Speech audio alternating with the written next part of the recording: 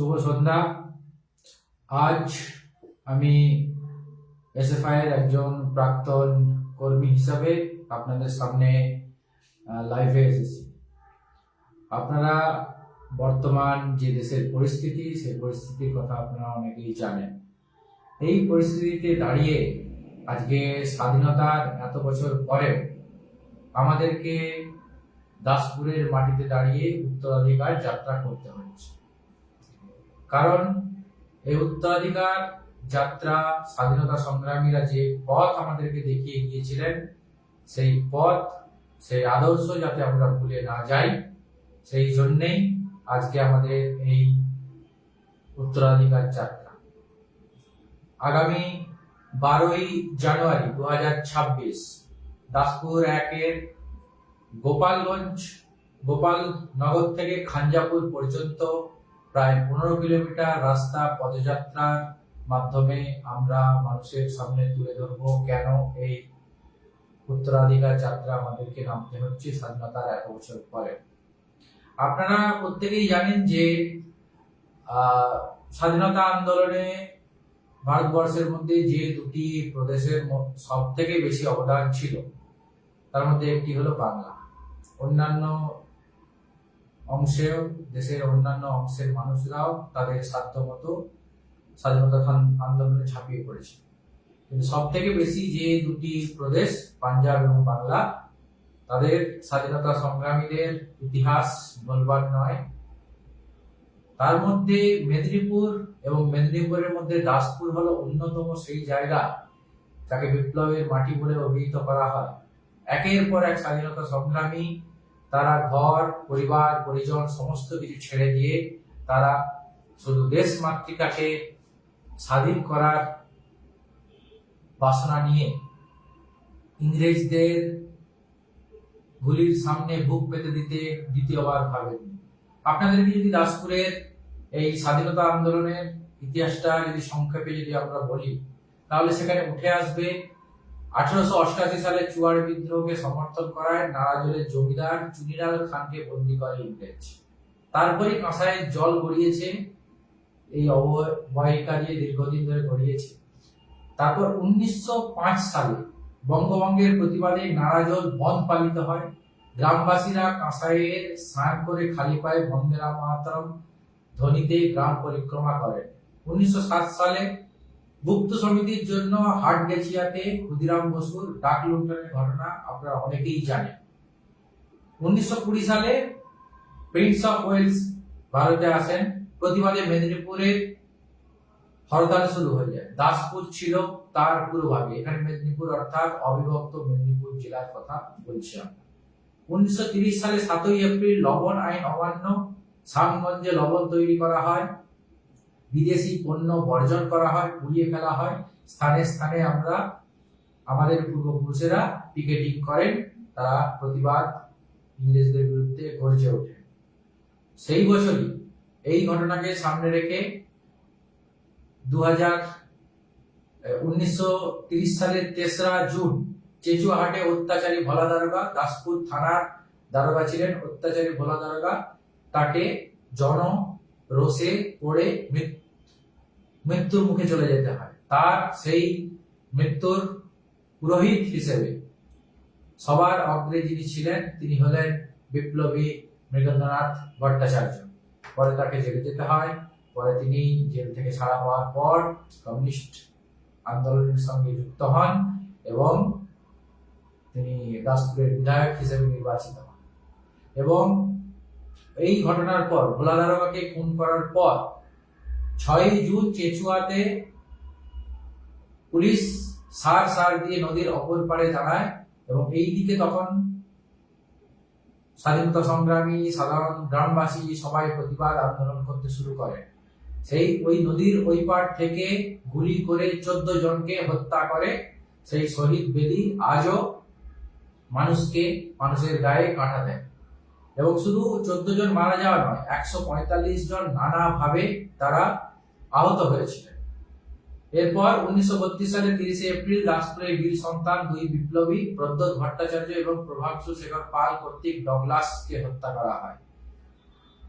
1933 সালে 12ই জানুয়ারি, যে দিনটি আমরা উত্তরাধিকার যাত্রার জন্য বেছে নিয়েছি, 1933 সালে সেই 12ই জানুয়ারি বিপ্লবী প্রদ্যোৎ ভট্টাচার্যের মেদিনীপুর জেলে ফাঁসি পায়।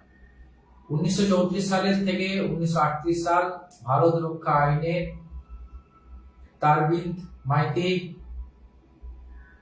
অরবিন্দ মাইতি, জীবনকৃষ্ণ মাইতি, ভূপতি মাইতি, পঞ্চানন মাইতি এবং কানাই মাইতিকে আটক করে ইংরেজরা। 3রা মে 1938 সালে ঘাটাল মহকুমায় নেতাজি আসেন। নারাজুলের রাজবাড়িতে ঐতিহাসিক সেই রাত্রি যাপন করেন নেতাজি। শঙ্খধ্বনি বাজিয়ে নারাজুলবাসী নেতাজিকে অভিনন্দন জানান। 1942 সালে গান্ধীজির ডাকে ভারত ছাড়ো আন্দোলনে সামিল হয় দাসপুর, মুখরিত হয় ইংরেজ ভারত ছাড়ো। 1947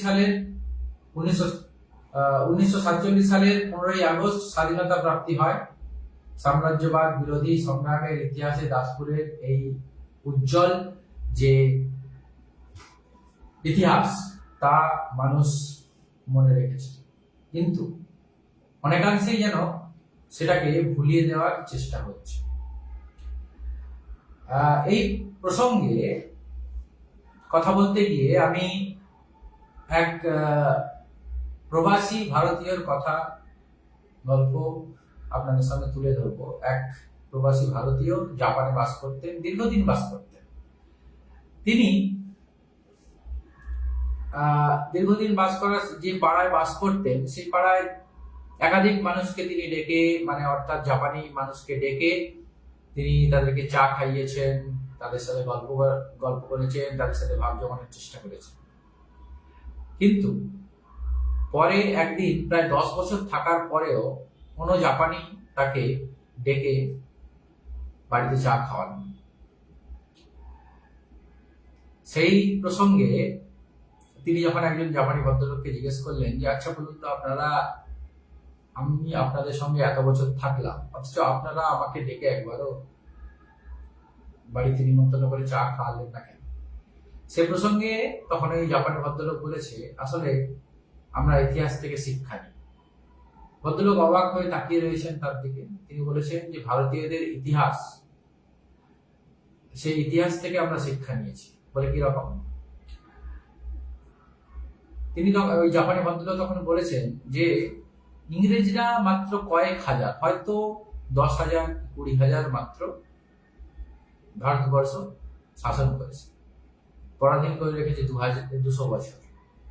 কিন্তু সেই সময় ভারতের জনসংখ্যা কয়েক কোটি ছিল, প্রায় 33 কোটি 34 কোটি তখন জনসংখ্যা ছিল। তাহলে এই 33 কোটি 34 কোটি জনসংখ্যাকে কি সত্যি 10,000 ইংরেজ সেনা দিয়ে, অফিসার দিয়ে পরাধীন করে রাখা সম্ভব? আসলে ওই 33 কোটি মানুষকে শাসন করেছে কিছু ভারত, যারা ইংরেজদের দলে কিছু 4 পয়সার লোভে, যারা তাদের দলে নাম লিখিয়েছে, নানাভাবে স্বাধীনতা সংগ্রামীদেরকে ধরিয়ে দিয়েছে, স্বাধীনতা আন্দোলনকে যারা নানাভাবে বিশ্বাসঘাতকতা পেছন থেকে ছুরি মেরেছে, সাবোতাজ করেছে। সেই জন্য সেই শিক্ষা থেকে আমরা ভারতীয়দেরকে সেভাবে পছন্দ করি। এই গল্পের সত্যতা অসত্যতা যাচাই করা আমাদের পক্ষে সম্ভব হয়নি, কিন্তু মূল যে কথাটা, সেটা যে ভারতবর্ষকে পরাধীন করে রেখেছিল কার? কয়েক হাজার ইংরেজ, তাদের পক্ষে কি সম্ভব ছিল এত বড় দেশটাকে শাসন করা, যদি ভারতীয়দের সাহায্য তারা যদি না পেতেন? সেই জন্য সেই যে ধারা, যে ইংরেজদেরকে সাহায্য করা, ঔপনিবেশিকবাদকে এগিয়ে নিয়ে যাওয়া, সেই ধারা আজও ভারতবর্ষে অব্যাহত। 1947 সালে 15ই আগস্ট সত্যি আমরা স্বাধীনতা পেয়েছি, খাতায় কলমে স্বাধীনতা পেয়েছি, কিন্তু স্বাধীনতার যে অর্থ, সেই অর্থ কি সত্যিকারের যে স্বাধীনতা, সেই স্বাধীনতা কি আমরা পেয়েছি? আমরা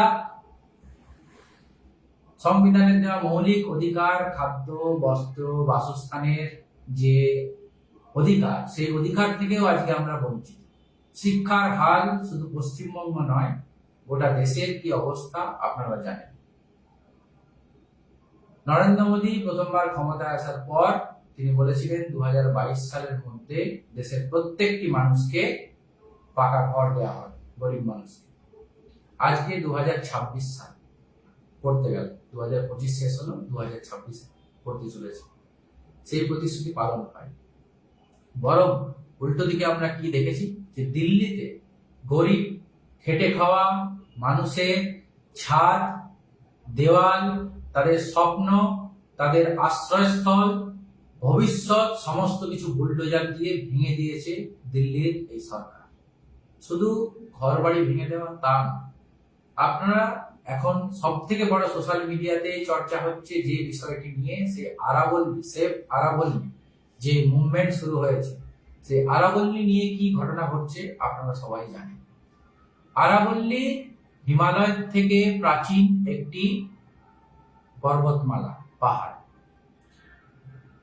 এক কলমের খোঁচায় সেই আরাবল্লীকে ধ্বংস করে দেওয়ার জন্য তার সমন লিখে দেওয়া হয়েছে, যেখানে বলা হয়েছে যে 100 মিটারের নিচে যে সমস্ত পাহাড়গুলি রয়েছে আরাবল্লীতে, সেগুলিকে পাহাড় হিসেবে বিবেচনা করা হবে। যদি পাহাড় হিসেবে বিবেচনা না করা হয়, তাহলে তাকে সংরক্ষণ করার দায় কারোর উপর তাহলে বর্তাবে না। আর সংরক্ষণ করার দায় যদি না বর্তায়, তাহলে সেখানে গাছ কেটে সেই পাহাড় ডিনামাইট দিয়ে ফাটিয়ে তার যে সমস্ত আকরিক আছে, সেই সমস্ত দামি আকরিক, দামি পাথর, সেই পাথরগুলিকে লুট করতে কোনো অসুবিধা হবে। এবং সেই দিকে নিয়ে যেতে গিয়ে আজকে ভারতবর্ষের ভূগোলকে, ভারতবর্ষের যে বৈচিত্র্যকে, ভারতবর্ষের পরিবেশকে, আবহাওয়াকে, ভারতের কৃষিকে, ভারতের মানুষের জনজীবনকে প্রায় বিপদের মুখে, প্রায় নয় সম্পূর্ণ বিপদের মুখে ঠেলে দেওয়া হয়েছে। সেখানে দেখা যাচ্ছে, আপনারা যদি আরাবল্লীটার ম্যাপটা যদি একটু খুলে দেখেন, উত্তরে সেখানে দিল্লি, রাজস্থান, হরিয়ানা থেকে নিচে গুজরাট পর্যন্ত বিস্তৃত এই পর্বত। এই আরাবল্লী রাজস্থানকে কার্যত দুভাগে ভাগ করেছে। একদিকে যেদিকে থর মরুভূমির ছবিটা আমরা দেখি, পুরোটাই মরুভূমিতে, সেখানে কিচ্ছু চাষাবাদ হয় না, মানুষ প্রায় বসবাস করতে পারেন না বললেই চলে। অপরদিকে আরাবল্লীর উল্টো দিকে, সেখানে মানুষ বড় বড় রাজস্থানের যে সমস্ত কোটা বা জয়সলমীর যে সমস্ত শহরগুলি আছে, সেই শহরগুলি তৈরি গড়ে উঠেছে। কারণ প্রকৃতি সেখানে সদয়, মানুষের উপর সদয়, যাতে তারা সেখানে বসবাস করতে পারেন, সেই রকম পরিস্থিতি তৈরি করেছে। কিন্তু এই আরাবল্লী যদি না থাকে, ভেঙে তাকে গুঁড়িয়ে ডিনামাইট দিয়ে যদি মাইনিং করে, খনি করে যদি সমস্ত কিছু যদি আমরা উড়িয়ে দিই, তাহলে কি হবে, যে ওই থর মরুভূমি একটু একটু করে এগোতে এগোতে এগোতে এগোতে শুধু দিল্লি নয়, মধ্যপ্রদেশ পর্যন্ত এগিয়ে আসবে। এবং মধ্যপ্রদেশে যদি থামবে তার কোনো নিশ্চয়তা নেই। অপরদিকে কি হয়, যে সাগর থেকে যে জলীয় বাষ্প ওঠে, সেই জলীয় বাষ্প আরাবল্লী সোজাসুজি মানে বুক চিতিয়ে যদি না আটকায়, তাহলেও সে এমন ভাবে আটকায় যাতে ওই জলীয় বাষ্প হিমালয়ের কাছে গিয়ে বৃষ্টি নিয়ন্ত্রিতভাবে বৃষ্টি তৈরি করে। কিন্তু এই আরাবল্লী যদি না থাকে, সম্পূর্ণ জলীয় বাষ্প গিয়ে উত্তরাখণ্ডে ধাক্কা মারবে। উত্তরাখণ্ডে যে বন্যা পরিস্থিতি তৈরি হয়েছিল, যে বিধ্বংসী প্রাকৃতিক দুর্যোগ দেখা গিয়েছিল, তা আমরা জানি। সেই পরিস্থিতিকে রোখার মতো কোন রকম প্রাকৃতিক বাধা আমাদের কাছে থাকবে। ফলে উত্তরাখণ্ড থেকে ওই জলরাশি নেমে আসবে, উত্তরাখণ্ড হয়ে বিহার, মধ্যপ্রদেশ পর্যন্ত নেমে আসবে। ফলে সমস্ত জায়গায় যখন বৃষ্টি সময় বন্যা হবে এবং বাকি সময় খরা থাকবে, মরুভূমি বাড়তে বাড়তে অনেকটা অংশ দখল করে। কিন্তু আমাদের এত কথা বলার কারণ এই যে আমাদের পূর্বপুরুষেরা যে স্বাধীনতা আন্দোলন করেছিলেন, যে স্বপ্ন নিয়ে স্বাধীনতা আন্দোলন করেছিলেন, সেই স্বাধীনতা আন্দোলনের সেই স্বপ্ন কি পূরণ হয়েছে? সত্যিই কি পূরণ হয়েছে? আমাদের মৌলিক যে চাহিদাগুলি, মৌলিক যে অধিকারগুলি, সেগুলি আজকে লুণ্ঠিত। অর্থাৎ কেউ কারা ক্ষমতায় বসে থাকা একদল অর্থ পিপাসু, তারা তাদের ক্ষুদ্র স্বার্থের জন্য কোটি কোটি টাকা মুনাফার জন্য আজকে আমাদেরকে বিপদের মুখে ঠেলে দিচ্ছে।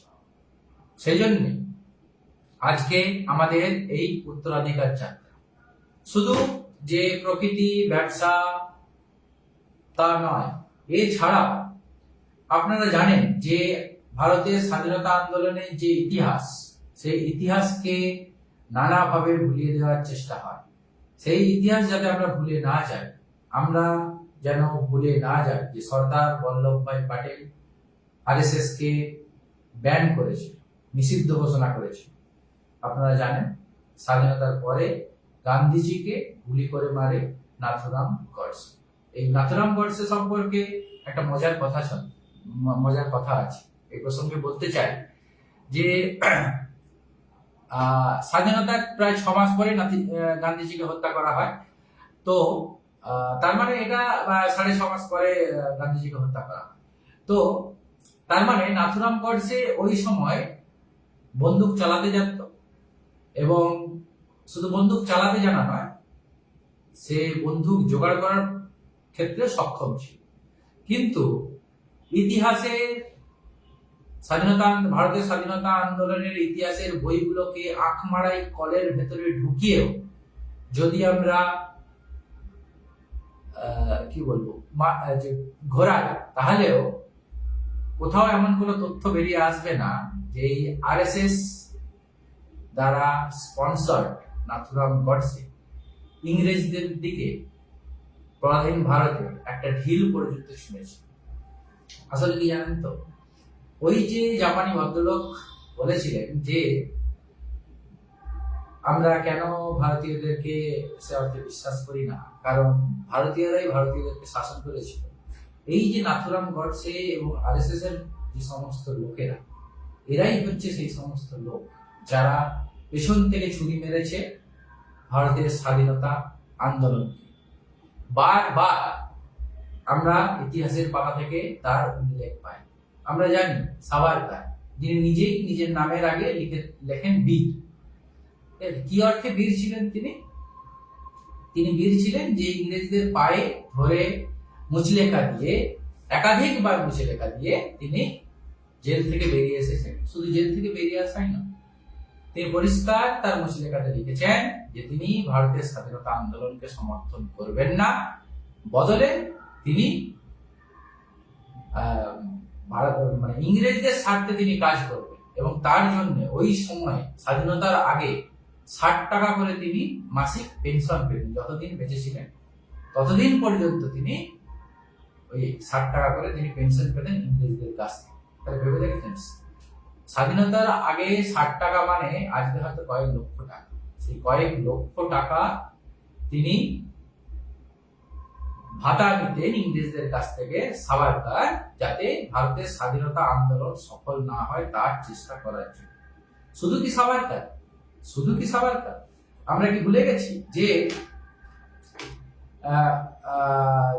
শুধু এই যে সাভারকার তা নয়, যে পি শিবকুমার ও লীলাধর বাজপেয়ীর মতো স্বাধীনতা সংগ্রামীকে উত্তরপ্রদেশের ভটেশ্বরে পুলিশের হাতে ধরিয়ে দেন নিজেকে শুধু রক্ষা করার জন্য, নিজে শুধু বাঁচার চেষ্টা করার জন্য।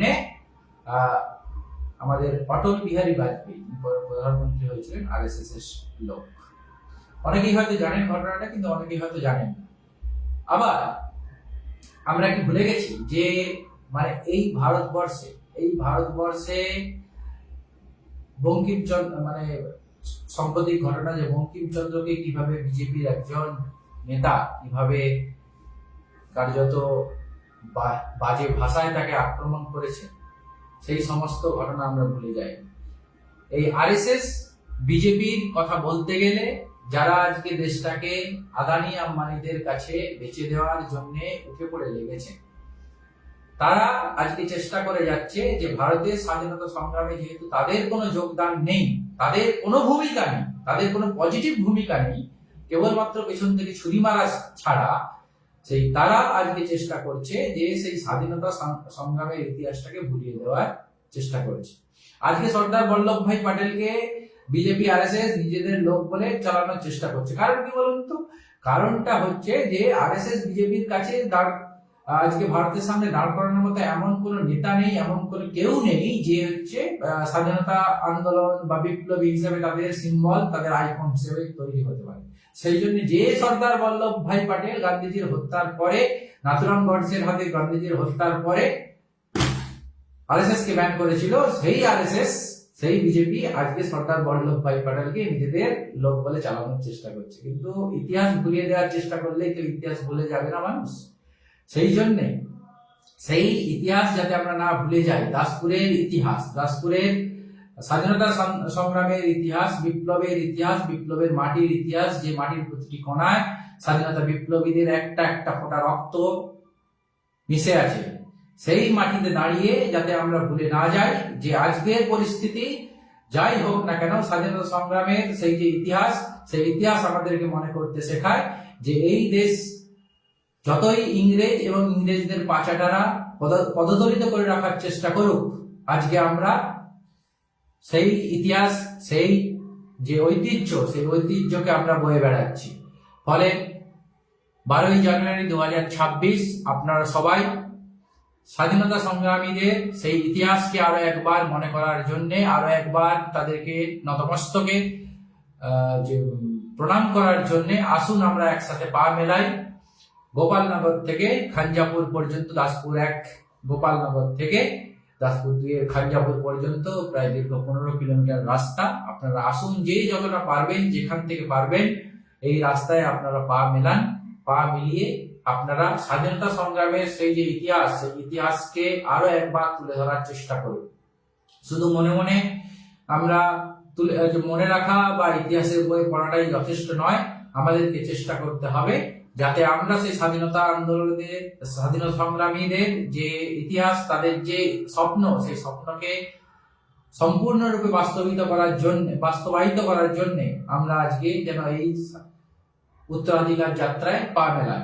উত্তরাধিকার যাত্রায় সেই পা মেলানোর ডাক নিয়েই আজকে আমি প্রাক্তন একজন এসএফআই কর্মী হিসেবে আপনাদের সামনে উপস্থিত হয়েছি। আপনাদের সামনে আবেদন থাকবে, আপনারা 22শে জানুয়ারি গোপালনগর থেকে এই উত্তরাধিকার যাত্রায় পা মেলান। ধন্যবাদ।